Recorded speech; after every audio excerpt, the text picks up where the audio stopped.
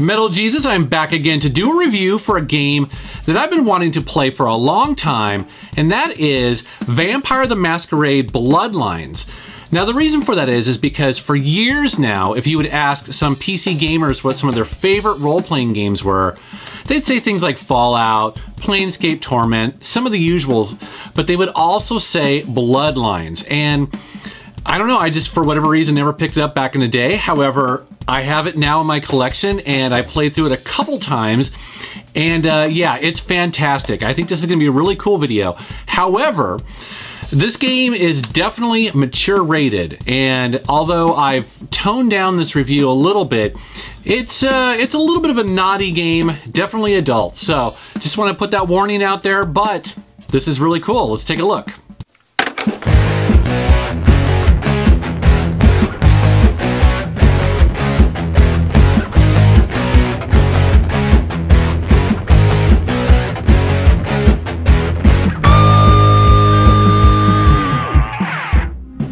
What do we have here? Another scrumptious young plaything straight out of life and into my club? You smell new, little girl, like fabric softener dew on freshly mowed AstroTurf. Oh, I'm not frightening you, am I, duckling? Vampire the Masquerade Bloodlines was released in 2004 by Activision, and it was developed by Troika Games. It's an action role-playing game for Windows, and it uses the modified Source engine that Valve used to make Half-Life 2.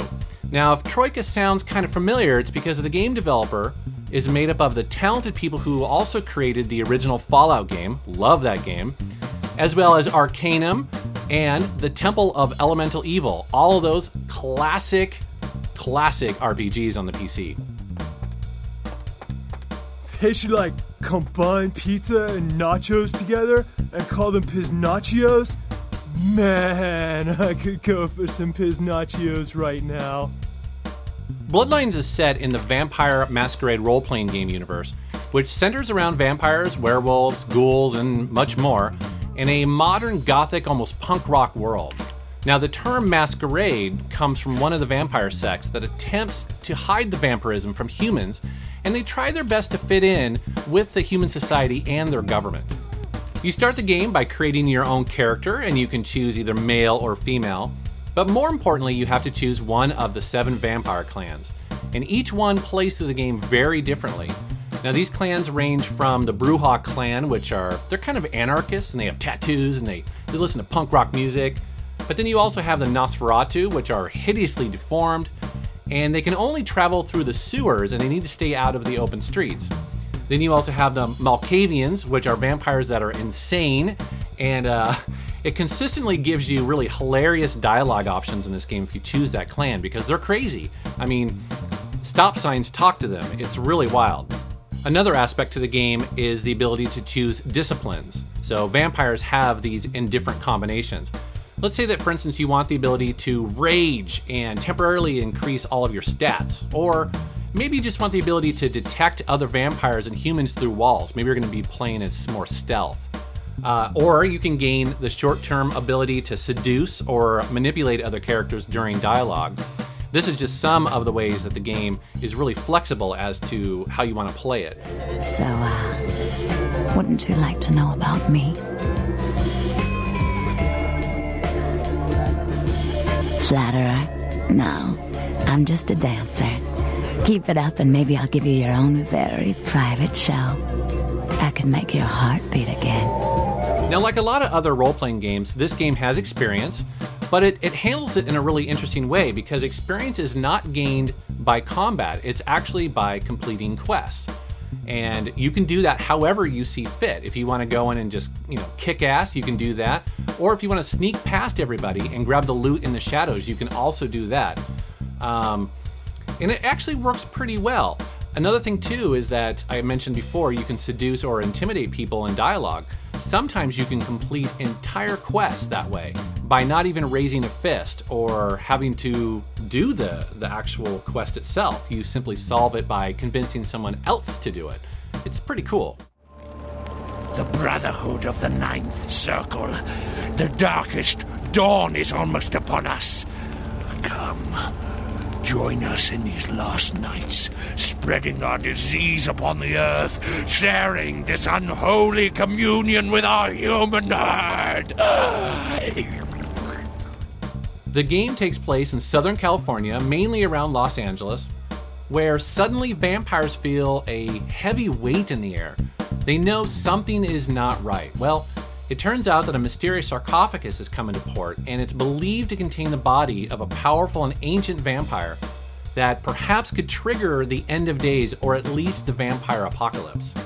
Various factions of the LA vampire population conspire to obtain this artifact. And then you must decide, who do you trust? Do you trust the prince, who basically oversees all of Los Angeles? Or maybe it's the really old and regal blood vampire, Maximilian Strauss? Or the anarchs, who want to overthrow the prince? Or maybe the leader of the Asian clan, who kind of exists outside of all of this normal politics? Or in the end, you can actually choose yourself. There are many independent clans who are not aligned with the Camarilla.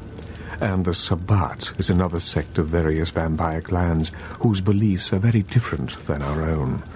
Unsavory sorts, to say the least. I understand you have already run afoul of them. Now, the game has 5 different endings, including siding with no one and trusting only yourself, but it's very cool because the outcome of this game is decided as you play along, what quests you do, how you answer things, and who you side with. So there's a lot of replayability with this. The game has a nice variety of locations that you'll travel to, including Santa Monica. You'll go to downtown Los Angeles, Hollywood, Chinatown, as well as some really cool side missions. You'll go to a fancy mansion for one level, and there is a fantastic haunted hotel level in this game. As a matter of fact, I would say that it's quite possibly one of the best built and creepiest levels of any game I've ever played. And that includes some of the missions from the Thief games. If you played Thief, you know what I'm talking about. There is a haunted hotel mission in this game that is awesome. It gave me chills. Those cocksuckers beat me rotten, left me for a stiff. I had to crawl to my car, crawl my ass up here. The vamp blood's the only thing holding me together. But shit, they got the money, they got the astrolite. Now, I want to point out that the voice work in this game is surprisingly good. Not everyone is a great voice actor, but in general, there is a real sense of professionalism in the voice acting in this game. I really loved it. And also the soundtrack is pretty cool. It's pretty rocking. It's got Lacuna Coil, it's got Tiamat, it's got some Ministry in there, some Genitortures. It's a pretty rocking soundtrack. I actually dug it quite a bit. Now, some of you may be wondering why you haven't heard of this game before. Well, it's because it sold extremely poorly when it came out, because it was competing with Half-Life 2. Some estimates say that this game only sold about 75,000 copies when it was first released. It was really unfortunate. Another aspect to it is that when it was reviewed, almost everyone complained about the bugs. This game, you could almost say it shipped unfinished. It was extremely buggy, and essentially the developer was only given about a week to release a patch after it was released to try to fix some of the biggest bugs, and then they went out of business.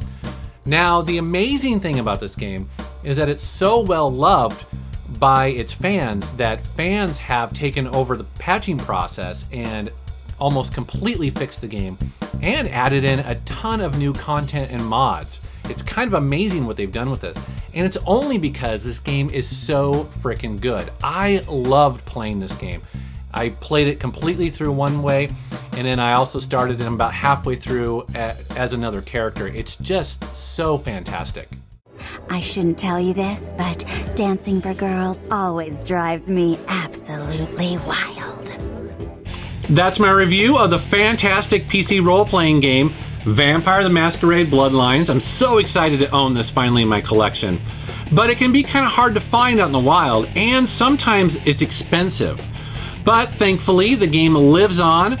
If you have a PC and you have a Steam account, well, jump on Steam and buy it for 20 bucks. It's such a steal, so I highly recommend it.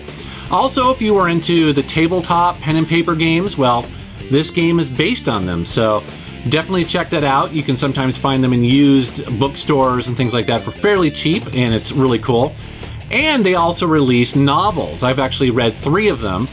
And they're awesome if you want to kind of dig deeper into how some of the other clans work and how the politics work. They're really fun and highly recommended. So, as always, I want to thank you for watching my channel and thank you for subscribing. Take care.